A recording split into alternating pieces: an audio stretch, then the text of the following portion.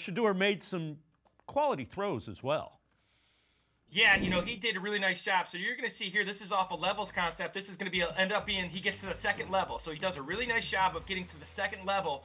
But you're going to see, even because he's so accurate, you're going to see his feet, how his feet aren't quite set. This is going to get even better and better as he gets older and more experienced. But you can see he transfers his weight a little bit better and he gets to the second. Now, this is on the touchdown. This is reading the corner to the safety. You're going to see the corner and the safety, they're going to jump Judy on the skinny post, which tells him that the wheel is going to come open to fan it. Now, he does a nice job of choking him down in the hole so that corner can't come back.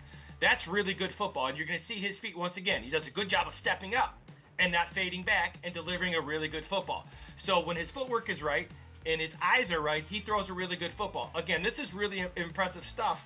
This is a levels concept off a inside zone bluff kind of a deal. Really cool concept by Tommy Rees, and really nice job getting his feet around, getting his hips around. You see those hips right there to the target, delivers the football. Nice job. Then what I really like about this is how he steps up in the pocket, because we have not seen him do this a bunch. This is a really good learning point, and you have to take, as critical as you are with a quarterback, you also have to tell the guy when he does a nice job. This is a really nice throw with really good fundamentals. So it can't happen.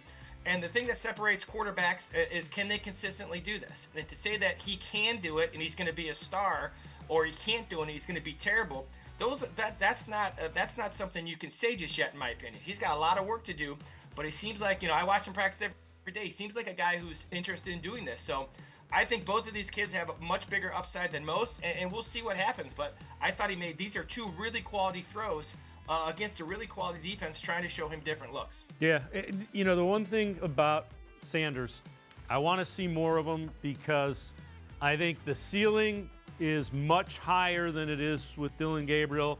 I also think the floor with Shedeur Sanders is probably much lower than it is. There's such a wide variance. I mean, if everything clicks, this guy could be a really good NFL quarterback.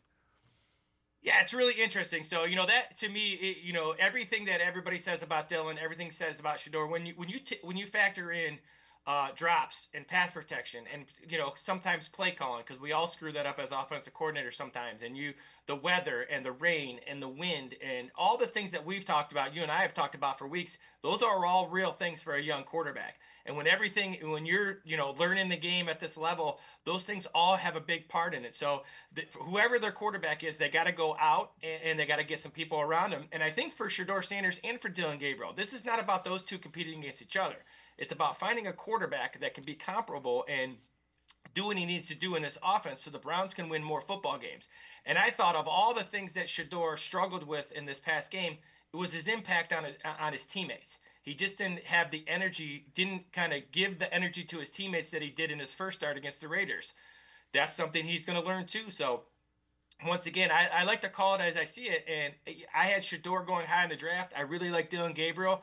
I think these guys could be a good quarterback room moving forward, as long as people are patient and understand there's a lot to learn, especially when you haven't done a lot of that and you've been the whole offense, and fundamentals hasn't been a huge part of what you're doing. I say it all the time. I'd love to have Shedeur Sanders for about 3 days and just work on that footwork, because he seems so very confident and he has such infectious positivity. So hopefully it works out, and we'll see what progression he makes this. I think this week is a huge week for him, playing a defense that's not very good and a team that's not very good, but a defense that has some playmakers that he'll have to be aware of.